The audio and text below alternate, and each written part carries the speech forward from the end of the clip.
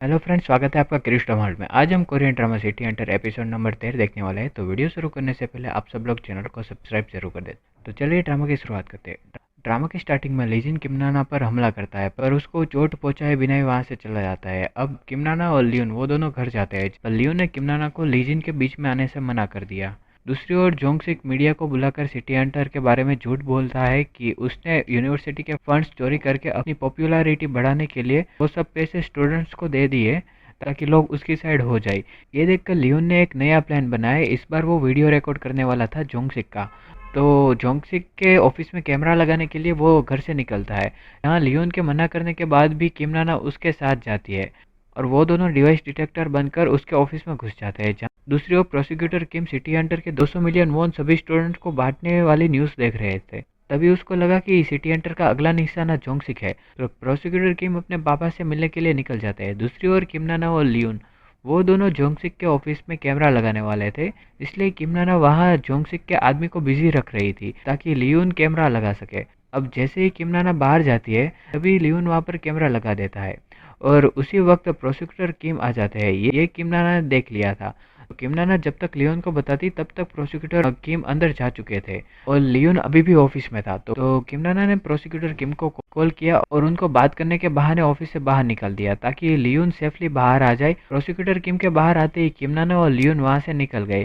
फिर प्रोसिक्यूटर किम अपने पापा से बात करने के लिए चला गया, जहां उसने कहा कि आपके पास अभी भी वक्त है, आप अपने सारे गुनाह कबूल कर लीजिए और खुद को कानून के हवाले कर दीजिए, तो ही आप बच सकते हो, वरना सिटी हंटर आपको इस बार नहीं छोड़ेगा और मैं भी आपकी कोई मदद नहीं कर पाऊंगा। जोंगसिक ने कहा, मैं सिटी हंटर से नहीं डरता, अगर इस बार वो मेरे सामने आया तो मैं उसे ख़त्म कर दूंगा।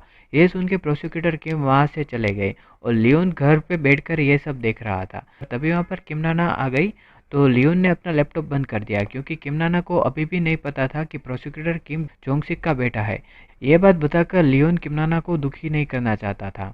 फिर अगले दिन प्रोसिक्यूटर किम 1983 में जो हादसा हुआ था उसके बारे में बाहर सभी लोगों से पूछताछ कर रहे थे, जहां उसे लियोन मिल जाता है। यहाँ प्रोसिक्यूटर किम को यकीन था कि यही सिटी हंटर है और क्योंकि ही इसकी मोम है, इसलिए प्रोसिक्यूटर किम फिर से जोंगसिक के ऑफिस जाता है। वहाँ जाके वो फ़ोन में बात करने का नाटक करके हुए कहता है कि क्योंकि का पता चल गया है और वो एक चर्च में है। तो प्रोसिक्यूटर किम ऐसा बोल के वहाँ से निकल जाता है। क्योंकि प्रोसिक्यूटर किम ने ऐसा इसलिए किया क्योंकि उसे पता था कि लियोन जोंगसिक की सारी बातें सुन रहा है, अगर ऐसा है तो वो उस चर्च में ज़रूर आएगा। ये सोच के प्रोसिक्यूटर किम लियोन से पहले ही उस चर्च में पहुंच जाते हैं उसको रंगे हाथ पकड़ने के लिए। यहाँ जैसे ही प्रोसिक्यूटर किम ने सोचा था वैसा ही लियोन वही चर्च में गया, पर लियोन जैसे ही दरवाजे के पास गया तो उसको वहाँ पर कुछ गड़बड़ लगी। लियोन तुरंत वहाँ से निकल जाता है।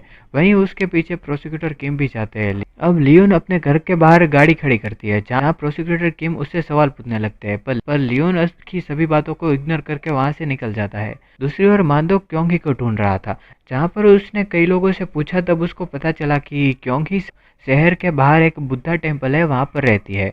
तो मांदोक वहाँ पर देखने के लिए चला गया, जहाँ पर उसको पता चला कि क्योंगी यहीं पर ही रहती है, पर उस समय क्योंगी वहाँ पर थी नहीं तो वो उससे मिल नहीं पाया। वहीं टेम्पल के बाहर एक औरत बैठी थी, वो क्योंगी को जानती थी। तो मांदोक ने उससे कहा कि आप क्योंगी आए तो उसको बता देना कि उसका बेटा जिंदा है, और मांदोक ने अपना फ़ोन नंबर भी दे दिया ताकि वो उसको कांटेक्ट कर सके। अब मांदोक यहाँ से अपने घर जा रहा था, तभी रास्ते में मांदोक को एक गाड़ी ने टक्कर दी और मांदोक वहीं पर ही गिर जाता है। मांदोक की ये खबर सुन के किमनाना और लियोन हॉस्पिटल जाते हैं, जहाँ मांदोक की ऐसी हालत लियोन से देखी नहीं गई और वो जोंगसिक को पकड़वाने के लिए जल्दी निकल गया, क्योंकि जिस गाड़ी ने उसको टक्कर मारी थी उस गाड़ी का नंबर प्लेट जोंगसिक की कार से मैच हो रहा था। तो लियोन को लगा कि ये एक्सीडेंट जोंगसिक ने करवाया है मांदोक को मारने के लिए। दूसरी ओर प्रोसिक्यूटर किम के अच्छे काम करने की वजह से उसको सम्मानित करने वाले थे, जहाँ पर कई सारे बड़े ऑफिसर और कई पॉलिटिशियन आए थे, जहाँ पर प्रोसिक्यूटर किम के पापा जोंगसिक भी आए थे और ये बात लियोन को पता थी। जोंगसिक को एक्सपोज करने का प्लान बनाया। यहाँ पर लियोन ने जोंगसिक और प्रोसिक्यूटर किम के बीच में हुई जो बातें हुई थी वो सबको दिखा दी। जोंगसिक ने स्टूडेंट्स की फीस चुराई थी और ये सब देखकर जोंगसिक वहाँ से चला जाता है। यहाँ पर किम नाना भी आई थी, जहाँ उसको पता चल गया कि प्रोसिक्यूटर किम जोंग सिक का बेटा है। ये बात वो प्रोसिक्यूटर किम से पूछने के लिए जाती है, पर प्रोसिक्यूटर किम उससे वहाँ पर माफ़ी मांगकर अपने पापा को बचाने के लिए भागता है। और जोंग सिक अपनी कार में बैठकर भागने वाला था, पर उसके पीछे की सीट में लियोन बैठा था, जहाँ लियोन ने जोंग सिक के सारी बातें रिकॉर्ड करवा ली। पर रास्ते में जोंग सिक भाग जाता है और एक ब्रिज पर चढ़ जाता है, जहाँ पर लियोन उसके पीछा कर रहा था और जोंग सिक उससे डर कर भाग रहा था। तो भागते-भागते जोंगसिक का पैर फिसल गया और वो ब्रिज से गिरने वाला था। फिर वहाँ पर उसने रेलिंग पकड़ ली। ये देखकर लियोन जोंगसिक को बचाने की जगह वहाँ से भागने वाला था, क्योंकि उसे लग रहा था कि जोंगसिक ने ही मानदोक को मारा है। फिर थोड़ी दूर आके उसको अपनी बात याद आई कि मैं किसी को जान से नहीं मारूंगा। ये बात सोचकर वो जोंगसिक को बचाने के लिए फिर से वापस आता है, पर जब तक वो जोंगसिक को बचाता तब तक वो नीचे गिर चुका था और ये सब प्रोसिक्यूटर किम ने देख लिया था। यहीं पर ही सिटी हंटर का एपिसोड नंबर 13 खत्म होता है। तो आपको ये एपिसोड कैसा लगा हमें कमेंट में ज़रूर बताइए। वीडियो अच्छा लगा तो लाइक करें और अगला एपिसोड देखने के लिए चैनल को सब्सक्राइब भी ज़रूर कर दें।